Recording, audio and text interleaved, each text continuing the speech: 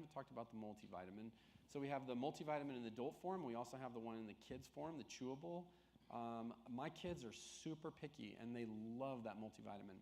So again, that multi has all those beneficial bioavailable micronutrients. It's a fantastic way to sort of fill in the gaps. I tell people that it's best to get your micronutrients from food, but the problem is a lot of our food, the way we're farming, and I have a lot of farmers in my practice. Well, first of all, most of the food that we're growing isn't actually going into us. It's going into our gas tanks, right? But the way we're producing food, we've focused on increasing crop yield. We've focused on increasing the disease resistance, the drought resistance of food. We have completely forgotten to focus on the nutrition of food. So I presented in one of the YouTube videos we have up there, presented a study that was from some researchers who actually went back and looked at the nutritional data of food from the 1950s and compared it to the nutritional data that we have now. And in some cases, there's been a 60% decline in the micronutrients of our food supply. Even though our food looks brighter and bigger, it's actually not as nutritious as it used to be. So the multivitamin, again, that is a proper foundation, especially for anybody who has any kind of metabolic dysfunction. So if you've got insulin resistance or pre-diabetes or diabesity is what we call it in our clinic, there's therapeutic amounts of chromium and vanadium in that particular micronutrient, in that multivitamin, that will specifically help people with insulin resistance. So if you've ever felt like you can't skip a meal, or if you've had somebody say that you have symptoms of hypoglycemia, oftentimes that's not actually a low blood sugar. That's an inability to move the blood sugar inside the cell where it's beneficial, where it's helping you get energy. So that is the sign of insulin resistance. We tell people if you're not flexible enough that you can skip a meal, that's a very good sign that you have insulin resistance. So one of the first things we do for our patients who have that metabolic dysfunction is we start them on a high-quality multivitamin that has therapeutic amounts of chromium and vanadium. So when you go down and you're looking at a label, and I challenge a lot of people to do this when they have their multivitamin, they'll tell me, well, I have a really good multivitamin. I got it at the health food store. I say, okay, look at the label and tell me, I want to know two things. What's the folate in there? And they say, well, the folate is 400 milligrams and it's in folic acid form. I say, okay, humans don't use folic acid. We use methylfolate. And a lot of us actually have a genetic SNP, which stands for single nucleotide polymorphism, that keeps us from being able to metabolize folic acid into folate.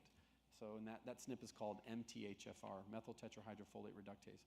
So in our clinic, is everybody writing that down? Okay. I forgot to tell you, there is going to be a quiz tomorrow, okay? So you guys are getting graded on all of these words. So anybody need me to spell methyl tetrahydrofolic acid? No? Nobody needs that spelling? Okay. So why do we have these specific things on our label? Because we know what's out there. We know what people are already struggling with.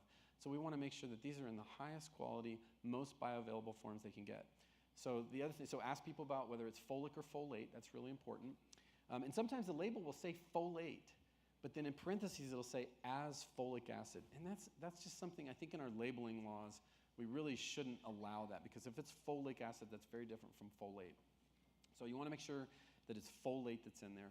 The other thing I tell people to look at is the magnesium. So most multivitamins are going to have magnesium in the oxide form. If you've been to any of my talks before, you know how much I love magnesium oxide, right? For when you want to flush out your bowels. It's fantastic for that. Because it's only 4% bioavailable, so most of it's staying in the gut. You're flushing it. You're literally flushing that one down the toilet.